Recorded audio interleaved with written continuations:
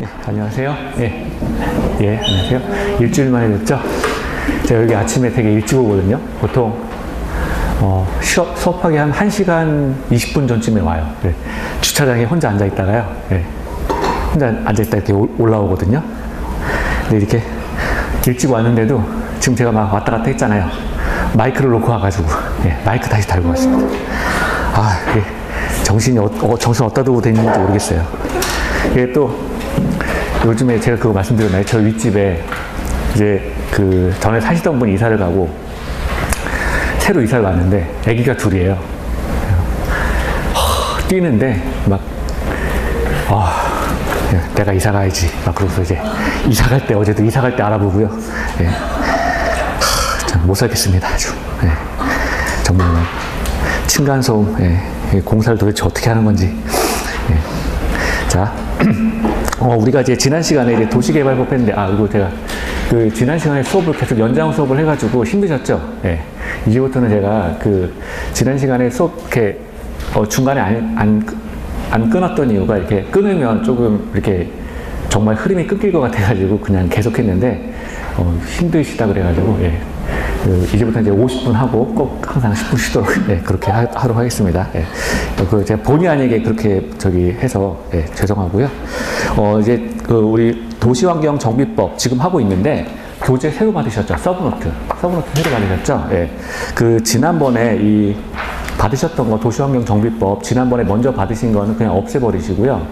이번에 새로 받으신 걸로 하세요. 요걸로 지난번 거는 다 그러니까 먼저 받으신 거는 없애버리셔도 돼요. 그리고 지난주에 25-2 이렇게 나간 프린트 있었죠? 그것도 없애버리세요. 그거 새로 다 넣어가지고 새로 만든 거예요.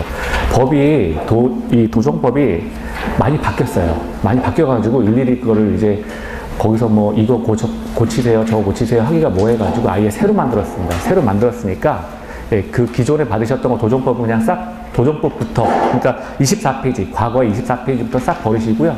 요걸로 이제 딱 다시 대체하시면 돼요. 자, 그래서 오늘은 이제 과거의 24페이지부터 도정법 나갔는데 페이지 수는 똑같아요. 페이지 수는 똑같은데 이제 이게 보기에는 지금 똑같은 것 같은데 뒤쪽으로 가면 많이 바뀌었거든요. 그래가지고 이제 법이 이제 자주 바뀝니다. 자주 바뀌어가지고요. 앞으로 시험 보실 때도 이제 몇 번 더 바뀔 거예요. 몇 번 더 바뀌는데 그때마다 아무튼 이렇게 조금씩 다 바꾸거나 이렇게 하셔야 돼요. 근데 그거는 제가 이제 준비해야 될 부분이고요. 그런 것들은 걱정 안 하셔도 됩니다.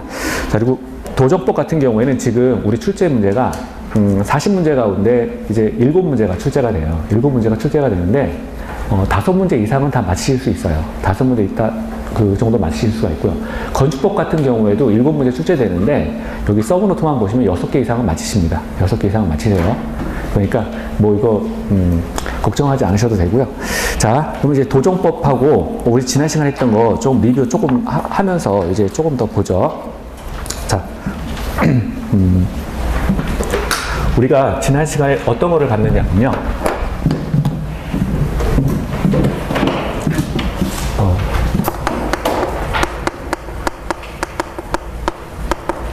도시개발법을 먼저 봤어요. 지난 시간에 도시개발법을 먼저 보고요.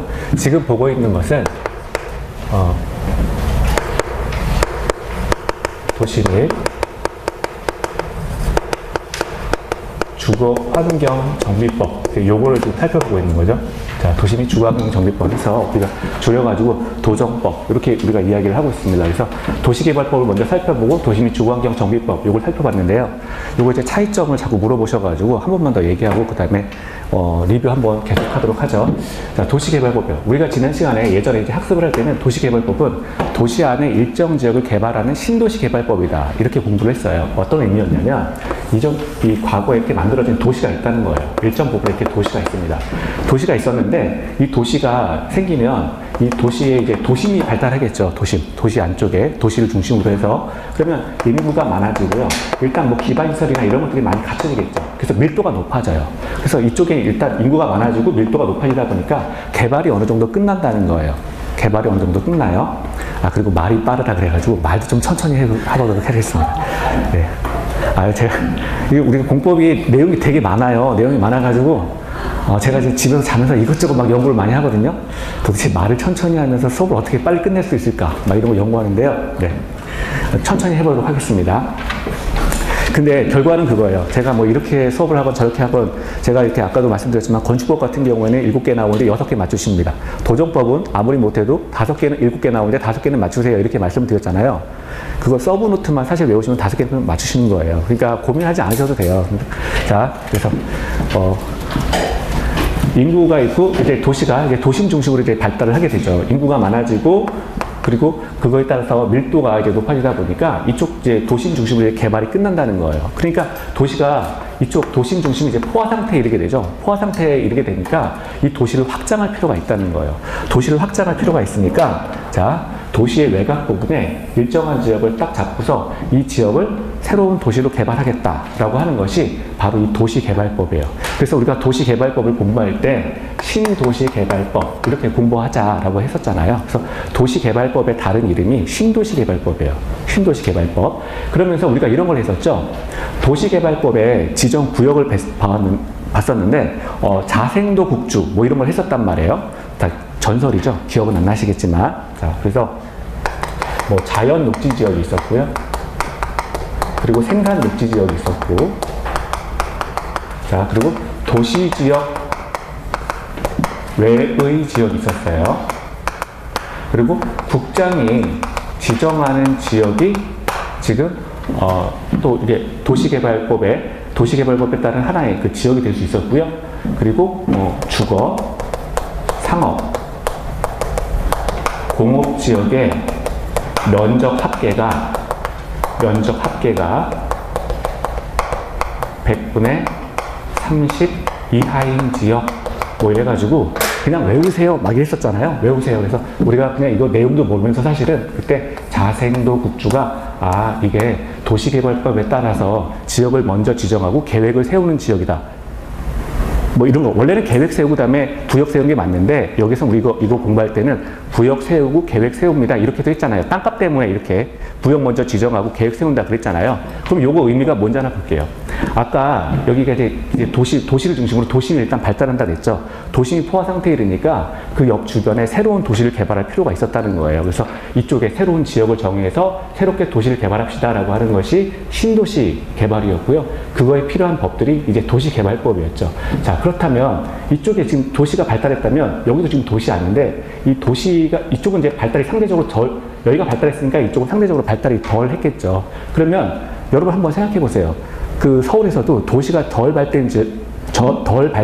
발달된 지역은 산지 중심이죠. 산지 중심. 그래서 이쪽엔 당연히 산지가 있을 거 아니에요. 그러면 이쪽에 이제 산지 중심이고 인구가 적은 지역이에요. 이쪽에는 이제 인구가 적은 지역인데 이 부분을 중심으로 해서 새로운 도시를 만들어서 이제 도시를 새로 지정합시다, 새로 만듭시다라고 하는 지역이라면 이쪽은 산지가 많으니까 일단 자연 녹지에 해당이 되겠죠. 자연 녹지가 있는 지역이란 말이에요. 그래서 자연 녹지가 있는 지역, 산이 이렇게 산지가 있는 구역을 잡아서 새롭게 도시를 개발하자라고 하는 게 신도시 개발법이에요. 그리고 마찬가지로 녹지는 자, 이 생산 녹지. 마찬가지로 이것도 녹지고 이것도 녹지인데 생산이 이제 주로 이제 뭐 농업이 가능한 지역을 말하는 거거든요. 그래서 이런 것도 어차피 이쪽에 인구가 적어서 뭐 어떤 농경이나 이런 것들이 좀 가능한 지역이 이제 생산 녹지 지역이 됩니다. 그리고 도시 지역 외의 지역. 기존에 이렇게 도시 지역이 있었는데 도시를 벗어난 부분, 이 부분이 되겠죠, 이 부분. 자, 이 부분도 이제 도시로 만듭시다라고 한다는 거예요. 그리고 뭐 어떤 필요에 의해서 정책 필요에 의해서 국장이 또 지정하는 지역이 있고요. 그리고 주거, 상업, 공업 지역의 면적 합계가 100분의 30 이하인 지역이라고 했는데 요거는 자 한마디로 말해서 범위가 되게 적은 거잖아요. 인구가 적은 지역을 말하는 거예요. 인구가 적은 지역. 그래서 이쪽에는 인구가 적으니까 이제 이쪽에 인구가 없는 지역 그리고 개발이 덜 된 지역, 산지 지역 이런 쪽을 잡아서 새롭게 도시를 개발해서 인구를 이쪽으로 유입하게 하자라고 하는 게 도시개발법이에요. 그러면 어떤 특징이 있느냐? 이 도시개발법이라고 하는 거는 우리 전에 수용 방식, 환지 방식 이런 걸 했단 말이에요. 이쪽 지역을 싹 밀어버리는 거예요. 싹 밀어버리고 기반시설, 도로부터 싹 깔고 그 다음에 아파트 짓고 이렇게 들어가는 거죠. 그래서 대규모라는 특징이 있죠. 일단 대규모로 진행을 하게 됩니다. 대규모로 사업을 이제 진행하게 된다. 대규모로 사업을 진행하게 되는 특징이 있죠. 이게 이제 기본적으로 도시개발법의 특징이에요. 그러면 이 도시및 주거환경 정비법은 뭐냐? 자, 도시및 주거환경 정비법이라고 하는 것은요, 이쪽 중심을 하는 거예요. 기존에. 이게 도심 중심이에요. 도심.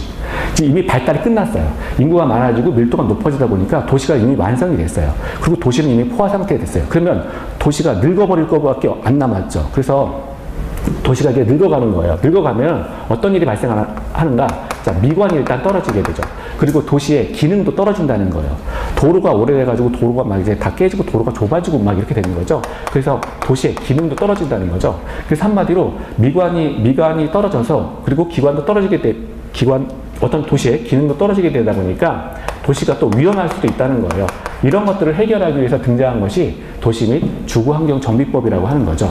자, 그러면 이걸 어떻게 하는 거냐? 도시의 기능을 회복해주자. 그래서 도시의 기능 회복 목적으로 도시 개발 사업을 진행하는 것을 도시 및 주거환경 정비법이라고 합니다. 그래서 요 지역을 중심으로 해서 시행하는 법이 이제 도정법이 되는 거죠. 그런데 이쪽은 이미 도시가 완성되어 있기 때문에 이렇게 대단지로 싹 밀어버리거나 뭐 이런 식으로 할 수가 없어요. 보통은. 그렇기 때문에 소규모로 진행을 합니다. 소규모로 진행을 한다면 어떤 겁니까? 라고 하면, 자, 어느 경우에는 기반시설은 그냥 내버려두고, 그러니까 도로 같은 것들은 되게 그냥 내버려둘 수도 있고요. 물론 기반시설을 같이 새롭게 할 수 있어요. 근데 주로 아파트 단지를 건설하는 거예요. 아파트 단지. 그래서 소규모로 건설하는 거니까 아파트 단지를 건설하는 거. 주로 아파트 단지. 그러니까 이 도시만의 특정한 지역, 요 부분을 뭐 잡아서 요 지역에서 아파트 단지를 새롭게 건설하는 것들, 이런 것들을 도정법이라고 합니다. 그래서 범위의 차이가 기본적으로 있어요. 범위의 차이가 대규모냐, 소규모냐라고 하는 요 정도의 차이가 있다라고 하는 거죠. 그리고 신도시 싹 밀고 할 거냐, 아니면 기존 거를 어느 정도 유지를 한 채 그 다음에 진행을 할 거냐, 이런 차이가 있죠. 자, 이게 도시개발법과 도정법의 차이였고요. 지금 우리가 하고 있는 거는 이쪽 도정법을 지금 하고 있는 겁니다. 도시개발법은 끝났고 이제 도정법을 할 거예요. 근데 법이 많이 바뀌었다 그랬잖아요. 그래가지고 여러분 교재가 추록이 나갈 거예요. 다음번 수업할 때 새로 나갈 겁니다. 그래서 교재는 안 보셔도 되고 서브노트를 그냥 보시면 돼요. 근데 사실 서브노트가 전부예요. 서브노트가 전부니까 서브노트 보시면 됩니다. 제가 저기 그 동영상, 저는 제가 다른 데서도 강의를 찍는데 동영상을 이렇게 찍으면 제가 제 걸 못 봐요. 이상하더라고요. 이상해서 못 보겠어요. 바보 같아가지고. 근데 어떻게 이렇게 지나가다가 누가 여기 나왔네? 그래가지고 이제 누가 저를 이렇게 보는 거예요. 그래가지고 제가 그거 나야? 그러면서 이렇게 봤는데 정말 바보 같아요. 바보 같은데 예? 그 하나 문제가 뭐냐면 카메라를 안 쳐다보더구만요, 제가. 근데 저는 이렇게 앞에 계신 분들 이렇게 쳐다보느라고, 앞에 계신 분들하고 눈 맞추고 이러느라고 카메라를 안 쳐다봐요. 어디서 수업을 하든 그 뒤로 이렇게 쳐다보진 않거든요. 그래서 그거를 이제 모니터한 누군가가 저한테 그러는 거예요. 카메라 좀 쳐다보고 수업해라. 너 얼마나 답답한지 아냐? 막 이러는 거예요. 동영상 보는 사람은 얼마나 답답한지 아냐? 막 이러는 거예요. 그래서 그것도 고쳐야 되는구나. 그래서 갈 길이 너무 멀다. 그러고 있습니다. 아무튼 이제 올해 안에 다 고쳐보려고 합니다. 네. 자, 그래서 도정법 지난 시간에 했는데요. 그거 이제 이어서 한번 보죠. 우리 지난 시간에. 자, 도정법. 네. 도시 및 주거환경 정비법을 줄여서 자, 요거 이제 도정법이라고 합니다. 도정법이라고 하는 거죠. 지난 시간에 이제 순서를 했어요. 이 법은, 우리가 지금 하고 있는 법은 행정절차법이에요. 절차니까 절차를 암기하시는 게 중요해요. 그리고 사람 이름이 외우는 게 우리 관건이죠. 사람. 도대체 이놈의 장들이 왜 이렇게 많은지 이제 그런 것들 외우는 겁니다. 그래서 근데 나중에 결국은 다 외우세요. 시험 보기 전까지는 결국은 다 외우시고요. 제가 따로 사람에 대해서 따로 정리도 할 거예요. 근데 그때까지 기다리지 마시고 일단 그래도 수업할 때 이제 군데군데 좀 보시면 돼요. 사람이건 뭐가 어떤 절차건 다 정리해서 따로 다 드릴 거예요. 따로 드리는데 그래도 그 전에 그때 또 이렇게 처음 받은 것처럼 이렇게 하면 너무 어렵잖아요. 그때 처음 보시면. 그래서 예, 어서 오세요. 예. 도정법이요. 이제 우리가 도정법에서 어떤 기본 방침이 있었고요. 도정법을 이제 진행을 할 때 도시 및 주거환경 정비법에 따라서 이제 도시를 정비할 때 정비의 순서예요. 지금 정비의 순서를 하고 있는 겁니다. 첫 번째 어떤 기본 방침을 만들어야죠. 도정법에 따라서 기본 방침을 이제 수립하게 되고요.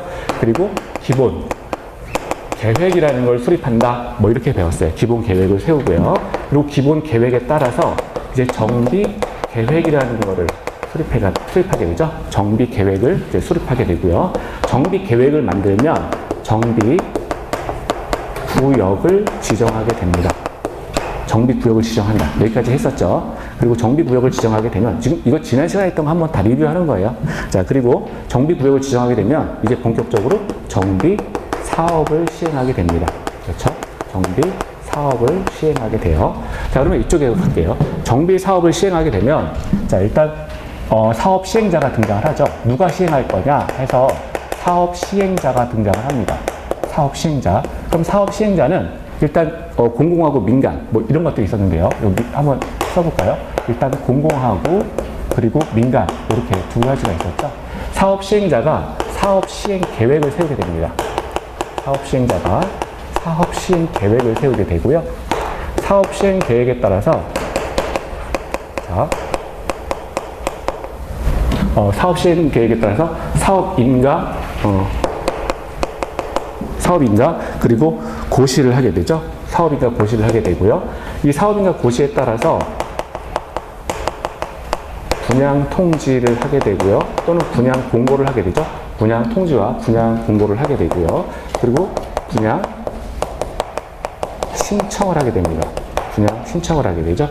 자, 분양 신청을 하게 된다면 관리처분, 그렇죠. 외우신 분 계시네요.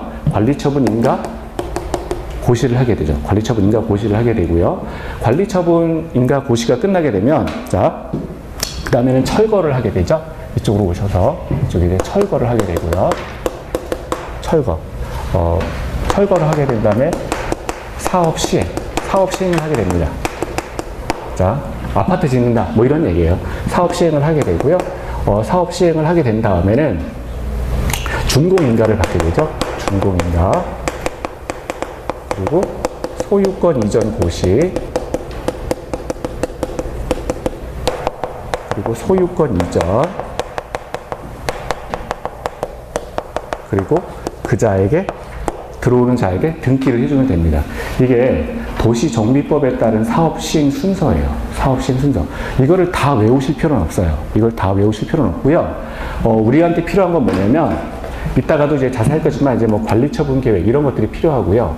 그리고 시험 관련해가지고 이쪽 사업 시행 계획 이런 거 이제 새로 살펴볼 거고요. 그리고 이게 분양 통지가 누구한테 누가 누구한테 하는지 이 정도만 이렇게 보시면 돼요. 이 순서를 다 외우실 필요는 없습니다.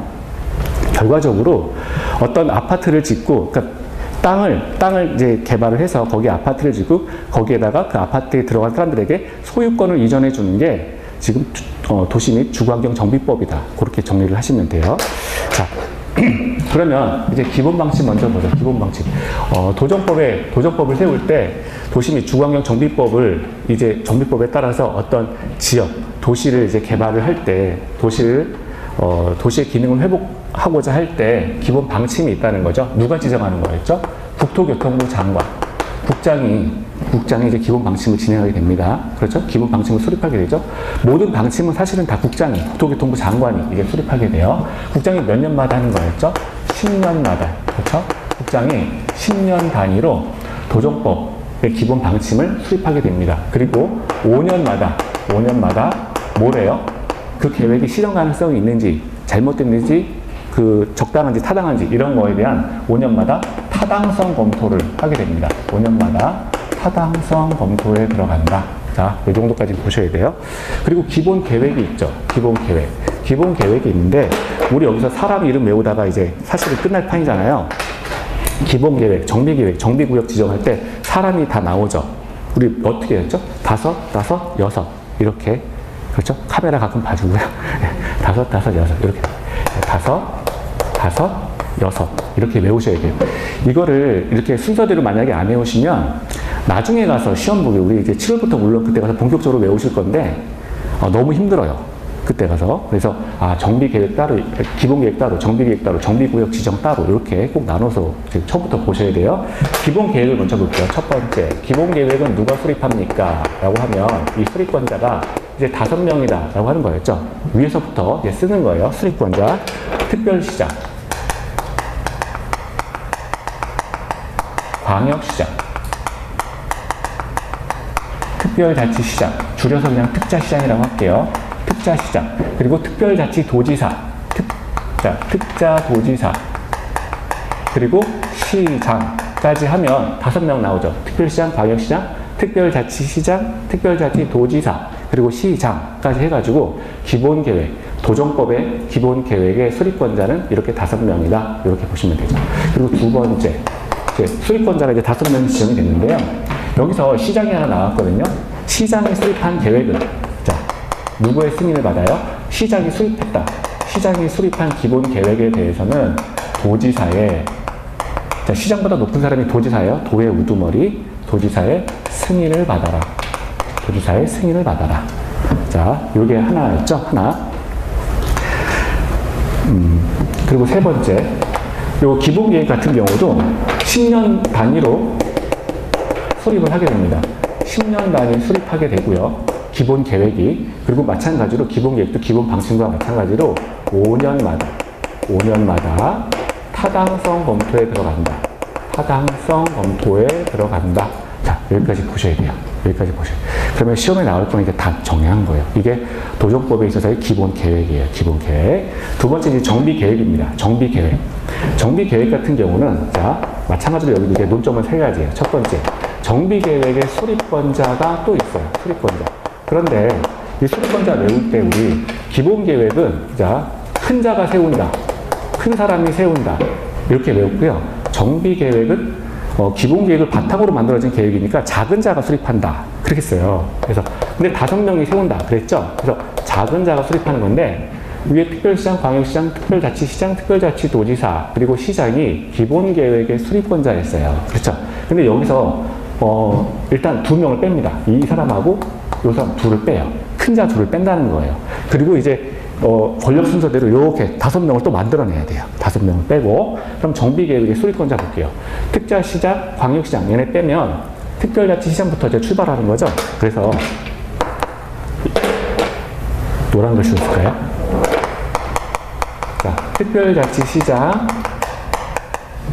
특별자치도지사, 그리고 시장, 군수, 그리고 구청장 해서 권력 순서대로 쭉 이렇게 쓴 거예요. 그럼 누가 추가가 됐어요?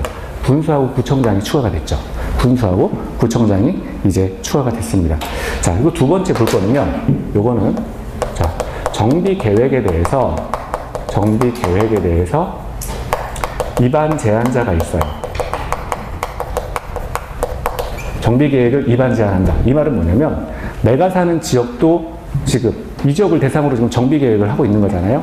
내가 사는 지역도 너무 낙후가 됐으니 이 지역에도 정비계획을 세워서 내가 사는 지역에도 아파트 단지 좀 올려줘 라고 한다는 거예요. 이게 정비계획이 수립돼야 우리가 우리가 지난 시간에 살짝 봤지만 뭐였죠? 재건축, 재개발 이런 것들이 이루어질 수 있는 거잖아요.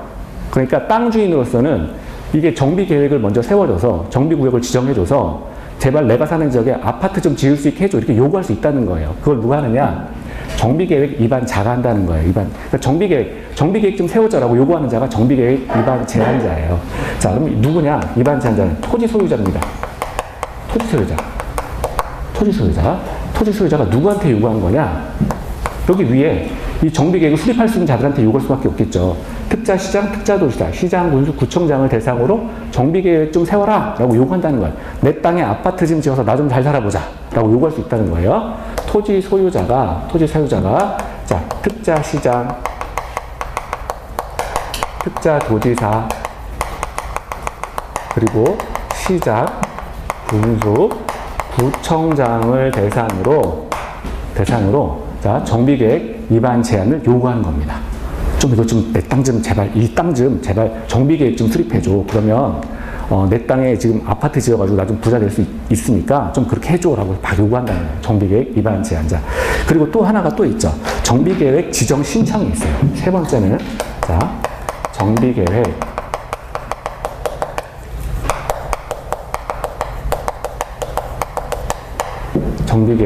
이제 지정 신청이 있습니다. 정비계획을 정비계획 이것도 마찬가지로 정비계획 좀 지정해 주세요라고 이제 신청할 수 있는 건데요. 누구한테 신청하는 거냐? 자, 여기서 구별하셔야 돼요. 입안 제한자하고 신청권자 구별하셔야 됩니다. 위에 보면 군수하고 구청장이 있죠. 군수하고 구청장이 이제 주체가 돼요. 그래서 군수하고 이 구청장은요. 자, 이 지역에 정비계획 좀 지정해 주세요라고 신청할 수가 있죠. 근데 지정이라고 하는 말이 이게 보면 그냥 위에서 아래로 누르는 걸 지정하는 거잖아요. 그러니까 굉장히 힘이 센 자가 해야 돼요. 지정이라고 하는 말 자체가. 그렇죠. 이걸 지정한다라고 하면 그 위에 이걸 지정할 수 있는 자는 굉장히 힘이 센 자라고요. 그래서 군수와 구청장이 누구한테 신청하느냐? 힘이 가장 센 자한테 이제 신청하는 거예요. 그래서 특별시장하고요. 특별시장하고 그리고 광역시장. 특별시장과 광역시장에게 자 정비 계획에 대해서 신청을 할 수가 있습니다. 정비 계획 지정 신청. 이렇게 해가지고 이제 정비 계획에 대해서 요게 논점도 3가지가 있으니까 이 3가지를 다 지금 다 당장 외우실 수는 없고요. 천천히 이렇게 순서가 이렇게 되는구나라고 해서 천천히 눈에 많이 이렇게 읽히시는 게 낫죠. 그래서 이제 그리고요.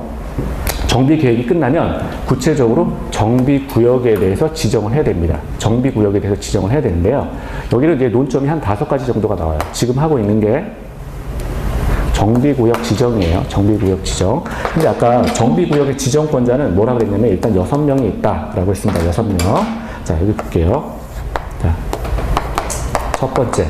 정비구역에 지금 할 거는 이제 지정권자예요. 정비구역을 지정할 수 있는 자가 누구냐? 정비구역을 지정할 수 있는 자. 정비구역의 이제 지정권자. 그러면 위부터 6명이니까 다시 이제 위로 올라가는 거예요. 그래가지고 신센자부터 특별시장,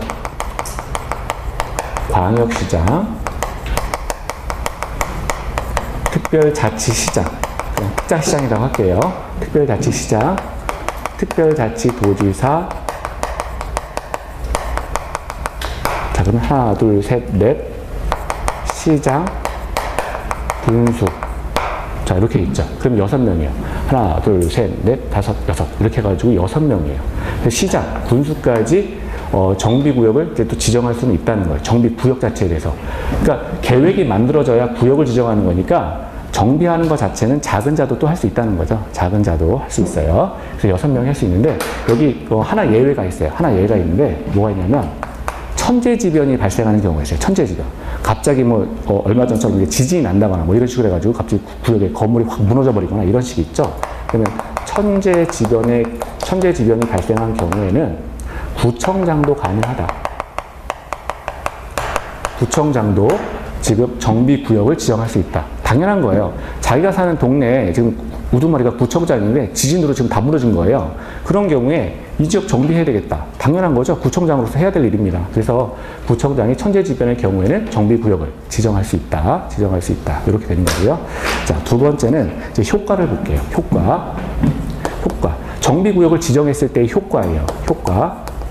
효과는 뭐냐? 자, 지구단위 계획구역과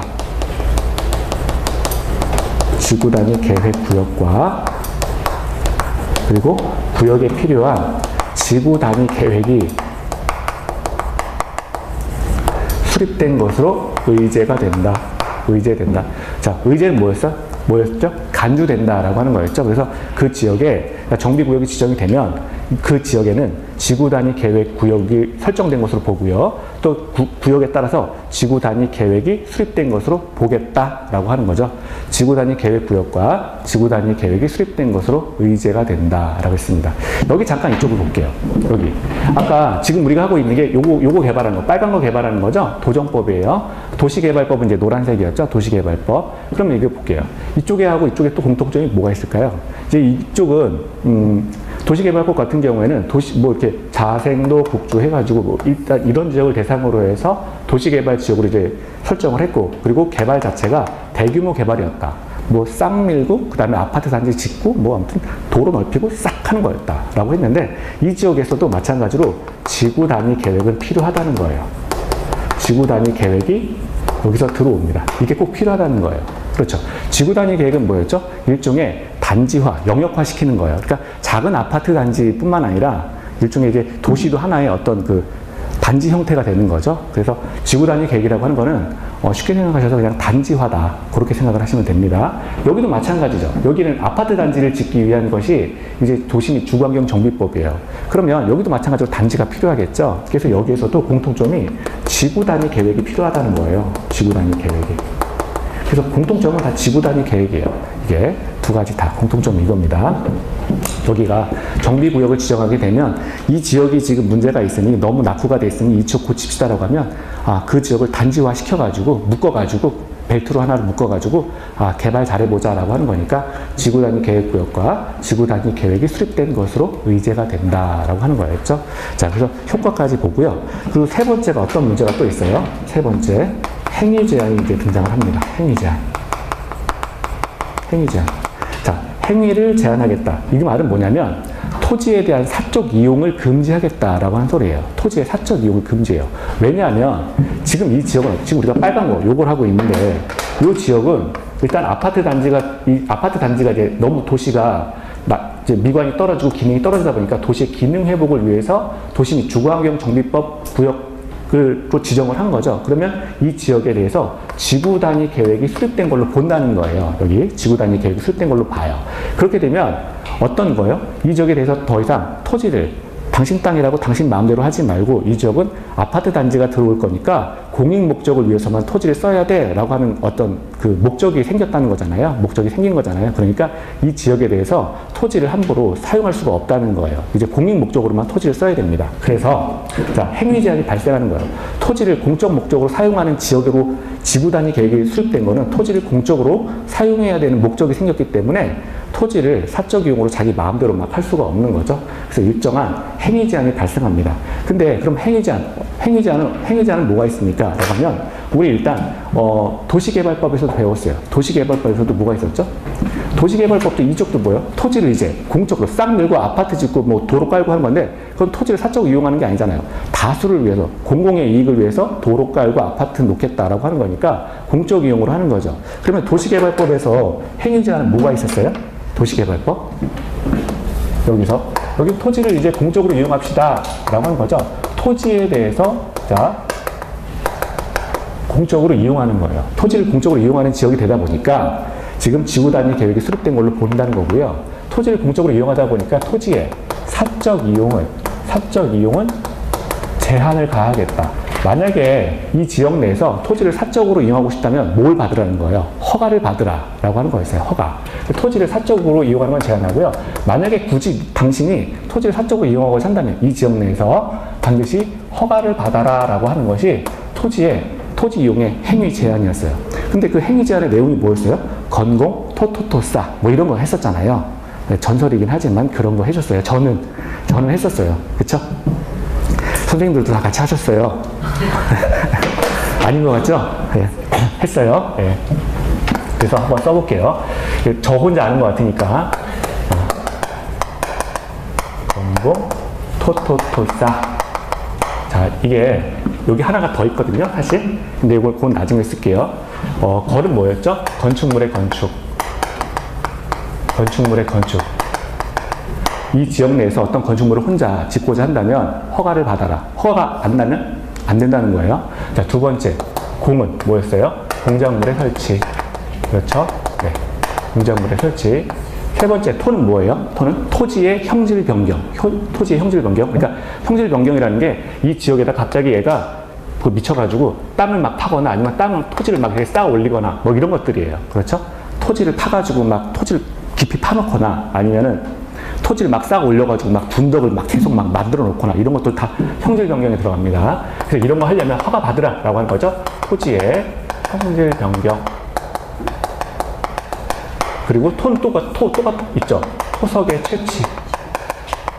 이 지역에 땅 파보니까 골재가 많다더라. 그래가지고 땅 파가지고 나 팔아먹어야지. 이렇게 땅 막 열심히 파는 사람도 있어요. 안 된다는 거예요. 이제 그 지역은 토지를 공적으로 이용해야 되는 거니까 당신 땅이라고 당신 마음대로 하지 마세요. 라고 하는 거예요. 그게 행위 제한이에요. 그래서 토지 형질 변경 안 되고요. 토석의 채취, 이것도 금지가 됩니다.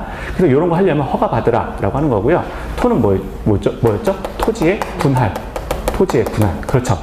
토지 분할하는 거. 그것도 안 된다는 거예요. 이 지역 내에서 토지를 자기 마음대로 나누고 이런 거 안 된다는 거고요. 쌓기. 이건 뭐였었죠? 1개월 이상. 한 달 이상의 물건 쌓기. 요걸 말하는 거였죠? 물건 쌓기. 요거 안 된다라고 했습니다. 요거 안 된다. 그리고 하나가 더 들어갔었어요. 뭐 했었죠?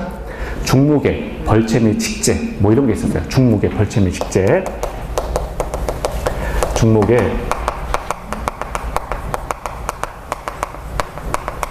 중목의 벌채 및 식재, 이것도 안 된다는 거예요. 이거 도시개발법 내에서, 도시개발구역 내에서 이거 하려면 허가 받으라 라고 했었어요. 이거 왜 그래요? 이거 왜 그런다 그랬죠? 이거 나무 심어놓고 보상금 받으려고 하는 거잖아요. 그러니까 이거 보상금 안 줄 거니까 하지 마 라고 하는 거예요. 그래서 요런 것도 하지 마 라고 했습니다. 그럼 요게 지금 우리가 지금 이건 도시개발법인데 우리가 지금 하고 있는 거는 우리가 하고 있는 거는 지금 도정법을 하고 있는 거죠. 도시개발법의 내용하고 도정법의 내용하고 똑같다는 거예요. 그렇죠? 그래서 여기서도 행위 제한이 있다는 거죠. 요게 건공, 토싸, 그리고 중목의 벌채 및 식재가 안 된다는 거예요. 여기서도. 그렇죠? 그러니까 요게 요 지역 내에서도 금지가 된다라고 하는 의미입니다. 요게. 그래서 자, 건공, 토싸, 그 다음에 중목의 벌채, 식재. 자, 이러면 안 된다. 중목을 베거나 중목을 식재하거나 이런 것들 다 안 된다라고 하는 거죠. 그래서 이런 행위 제한이 있어요. 그러면 요걸 왜 빨간색으로 썼나요? 라고 하면 우리 제일 처음 했던 법이 뭐였죠? 혹시 다 기억나시나요? 법 이름도 잘 생각이 안 나죠? 국계법이라는 걸 했어요. 국토의 계획 및 이용에 관한 법률. 거기서도 행위 제한이 있거든요. 그렇죠. 토지를 공적으로 이용할 때는 국계법에 따라야 되는데 거기서의 행위 제한의 요소는 몇 개였냐면 여기 흰색 글씨만이었어요. 이 중목은 없었다고요. 국계법 내에서는. 그러니까 이런 차이점에 대해서도 나중에 다 할 거예요. 또 개별적으로. 그래서 일단 그냥 혹시 기억나실까봐 기억나신 분들 국계법 내에서의 행위 제한은 건공, 토싸까지 했어요. 이 중목의 벌채 및 식재 같은 경우는 어디에 들어와 있냐면 도시개발법하고 도정법에서 추가가 된 거예요. 요거는. 됐죠? 그래서 행위 제한이 이렇게 있다. 행위 제한이 있고요. 그리고 네 번째가 있어요. 네 번째. 자, 기득권 보호도 있습니다. 이 지역 내에서 기득권 보호. 요거는 보이실까요? 이거? 기득권은 뭡니까? 라고 하면 지금 우리 빨간색 요 지역 하고 있는 거잖아요. 도정법 요거 하고 있는데 요 지역 내에서 이미 이런 게 지금 도정법 이 계획 그 정비구역이 지정되기 이전에 혼자 땅 파가지고 공사하고 있던 애가 있었다는 거예요. 공사에 이미 착수한 자가 있을 수가 있잖아요. 요거 발표되기 전에. 그래서 이미 정비구역 내에서 공사에 착수한 자가 있는데 그러면 이자는 어떻게 할 거냐? 그러면 뭐 이게 내가 오늘 열심히 나 10층 건물 지어야지 하고 해가지고 땅 파가지고 건물 짓고 나 2층까지 올렸는데 정비구역 지정이 딱 발표가 된 거예요. 이 지역에 갖고 행위제한 딱 걸린 거죠. 이제 앞으로 건공 토싸 이런 거 안 된다고 하니까 나 지금 건축물 건축행위 열심히 하고 있는데 지금 이런 사람들은 어떻게 할 거냐? 보호해 주겠다는 거예요. 그게 기득권 보호예요. 기득권이라고 하는 게 이게 이미 권리를 득한 자잖아요. 이미 권리를 얻은 자에 대해서 보호하겠다라고 하는 게 기득권입니다. 기득권. 그래서 이미 공사에 착수한 자가 있다면 이자는 자, 부청에 관공서에 가서 신고를 하라. 자, 이자는 30일 내 신고하고 공사 계속해라고 하는 거예요. 공사 계속해. 자, 이미 공사에 착수한 자가 있다면 30일 내 신고하고 공사를 계속하라라고 하는 거죠. 헐지 말고 공사 계속하라라고 하는 거예요. 자, 정비구역 지정 관련해가지고요. 지금 우리가 하고 있는 거는 정비구역 지정을 하고 있는 겁니다. 자, 그리고 다섯 번째, 여기다 쓸까요? 여기 위에다, 여기 관련해서 여기 5번인데요. 자, 정비사업 시행 관련해가지고 여기다 카드 없으면 여기다 쓸게요. 해제가 되는 경우가 있어요. 해제. 뭐가 해제되는 거냐면, 자, 해제라고 하는 거는 소급해서 과거로 돌리는 걸 우리가 해제라고 하죠. 해제. 여러분들 배우셨잖아요. 민법에서 해제하고 해지 다 배우셨죠? 그렇죠? 네. 그럼 해제는 이제 어쨌거나 소급, 과거로 돌아가는 거예요. 과거로 돌아가가지고 소급해서 우리가 무효화시키는 것이 해제였는데 이 정비구역, 지금 정비구역을 지정했다가 이 정비구역 지정 자체가 해제가 된 경우는 어떻게 될 거냐라고 하면 자, 정비구역 쓸까요? 자, 정비구역 지정이 해제가 된 경우에는 어떻게 될 거냐? 정비구역 지정 자체가 지정했다가 해제가 된 거예요. 해제가 되면 자, 첫 번째는 정비구역 이전 상태로 환원된다. 돌아간다. 해제 말 뜻 그대로죠. 돌아간다. 정비구역. 그러니까 예를 들어서 정비구역을 지정하기 이전에 어떤 다른 지역에 용도가 이렇게 잡혀 있었다면 그 다른 용도로 그냥 돌아가라 라고 하는 거예요. 정비구역 지금 지정 이전으로 환원된다. 두 번째는요. 자, 요거는 좀 색깔로 쓸까요? 주거환경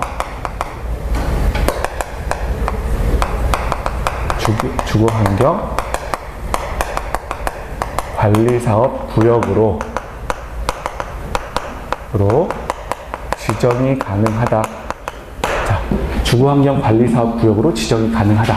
뭐 이런 특징이 하나가 있어요. 그래서 이것도 하나 좀 보세요. 지금 우리가 뭐라고 했냐면 도정법을 하고 있잖아요. 도정법에서 규율하는 대상이 주거환경을 정비하겠다라고 하는 거잖아요. 불량한 주거지역에 대해서. 그러니까 주거환경에 대해서 정비하겠다라고 하는 게 도정법이니까 주거환경 관리사업 구역으로 정비구역이 해제가 되면 그 지역을 대상으로 해서 자, 그 정비구역 이전 상태로 돌아가기도 하지만 주거환경 관리사업 구역으로 지정해서 그 지역의 주거를 관리하겠다라고 하는 소리예요. 그래서 주거환경 관리사업구역으로 지정도 가능하다라고 하는 겁니다. 그래서 이게 여기까지가 이제 정비사업에 대한 일반적인 절차예요. 우리가 봤던 게 기본 방침, 기본 계획, 그리고 정비 계획을 세우고요. 정비구역을 지정하고 정비사업을 시행하게 됩니다.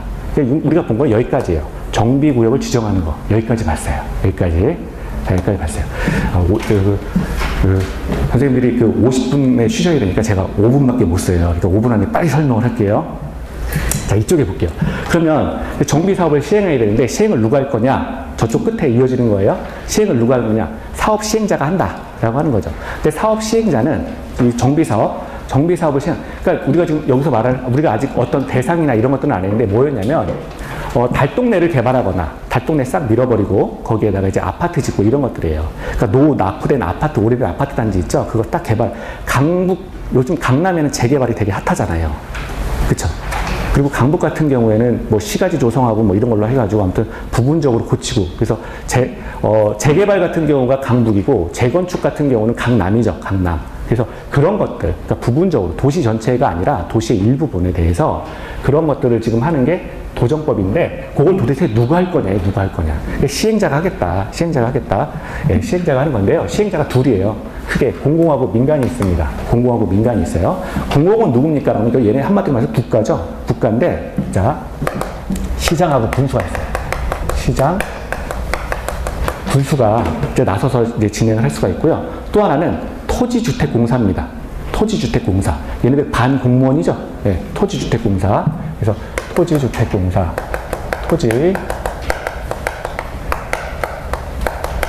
토지주택공사도 이제 공공에 들어갑니다. 그럼 또 민간은 그럼 누가 하느냐? 민간 사업자는 누가 있느냐? 자, 크게 보면 조합이 있어요. 조합은 사실은 토지 소유자가 이렇게 모인 걸 조합이에요. 그러니까 그 지역에 강남 같은 경우는 지금 아파트 만약에 재건축한다 그러면 원래 그 지역에 살던 아파트 사람들 있잖아요. 그러면 그 사람들은 뭐 돈도 많고 하니까 아파트 좀 높게 해가지고 다시 짓고 삽시다 뭐 이럴 수 있잖아요. 그래서 모여가지고 조합을 꾸린다는 거예요. 근데 조합을 꾸리지 않은 자도 사업 시행자는 될 수가 있어요. 또 그 개별적으로 토지 소유자가 있어요. 토지 소유자. 그래서 조합 또는 토지 소유자가 이제 민간 사업 시행자가 됩니다. 민간 사업 시행자. 물론 이 토지 소유자가 직접 할 수는 없죠. 그러면 뭐예요? 삼성이나 뭐 이런 회사들, 건설회사, 시공자 따로 선정을 해야 돼요. 그래서 토지 소유자가 직접 하는 게 아니라 토지 소유자는 이 경우에 시행자가 될 수는 있어요. 시행자가 된 다음에 시공자를 선정해야 됩니다. 시공자를 선정. 물론 조합도 시공자 선정해야 돼요. 다. 민간 같은 경우는 시공자를 별개로 선정을 해야 돼요. 여기 조합 관련해가지고요. 조합을 그냥 만드는 게 아니라 조합을 토지 소유자들의 모임인데 이걸 그냥 만드는 게 아니라 조합을 만들려면 조합추진위원회라는 걸 먼저 만들어야 돼요. 조합추진위원회. 그러니까 조합이 어느 날 갑자기 토지 소유자 모이세요. 조합 만듭니다. 해서 조합 딱. 이거 아니에요. 조합을 만들려면 조합 설립 추진위원회를 만들고 위원회에 대해서 인가를 받은 다음에 그 다음 단계가 넥스트 스텝이 조합을 또 만든다는 거예요. 그래서 조합 설립 추진위원회를 만들게 되고요. 위원회를 구성하게 되면 그 다음에 비로소 조합에 대해서 설립 인가를 받게 돼요. 인가. 그래서 우리가 요거 교재에서 추진위를 볼 거고요. 조합 설립 인가에 대해서도 이제 볼 겁니다. 그리고 조합 설립 인가를 받기 위해서는 또 뭐가 필요하냐면 토지 소유자의 동의가 필요해요. 요것도 볼 거예요. 요것도 이제 뭐 정족수 요건이 있어요. 토지 소유자의 동의를 받아야 되는데 이건 도대체 뭐 4분의 3이냐, 3분의 2냐 막 이런 거 있어요. 이제 그런 것도 이제 볼 겁니다. 그래서 일단 사업 시행자는 공공하고 민간이 있고, 공공은 시장구조, 토지주택공사 등이 있고, 민간은 조합 또는 토지 소유자 등이 있다. 이렇게만 이제 정리를 하시면 돼요. 그럼 이제 사업 시행 계획을 세워요. 누가 세워요, 이거? 사업 시행자가 만들겠죠. 사업 시행자가 이렇게 만듭니다. 사업 시행 계획을 세우고요. 사업 시행 계획에 따라서 사업 여기 시행까지 쓸까요? 사업 시행 인가 고시를 하게 되죠. 사업 시행 인가 고시를 하게 돼요. 사업 시행 인가 고시는 뭐냐면, 자, 우리가 지금 도시지역의 일부 안에, 도시지역 안에 아파트 단지를 짓는데, 어디에, 그 지역 어디에, 아파트를 어디에 짓겠다. 아파트를 어디에 짓겠다라고 하는 사실을 발표하는 게 사업시행 인가 고시예요. 그 지역 내 어디에다가 구체적으로 아파트를 짓겠다라고 하는 걸 밝히는 게 사업시행 인가 고시예요. 또 하나는 기반시설도 설치해야 되겠죠. 아파트가 들어오면 인구가 많아지니까 도로를 깔아야 된단 말이에요. 그러면 이제 도로를 몇 차선으로 하겠다. 도로를 몇 차선으로 건설하겠다라고 하는 것도 사업시행 인가 고시예요. 이거 누가 한다고요? 시행자가 이렇게 다 사업시행 계획에 따라서 사업시행 인가 고시를 하게 됩니다. 자, 그리고 이제 분양통지 공고가 있죠. 분양을 하는 거예요. 분양통지. 사업시행, 그러면 원래 그 지역에 살던 사람들을 사실은 뭐 내보내든가 해서 이제 아파트를 짓고, 아파트에 대해서 이 지역에 아파트 지었으니까 이제 들어올 사람 모집합니다. 이런 걸 알려야 되죠. 그래서 분양통지 공고를 하게 되는데요. 이건 누구한테 하는 거냐? 자, 사업 시행자가 토지 소유자에게 하는 거예요. 사업 시행자가 토지 소유자에게 분양 통지 공고하는 겁니다.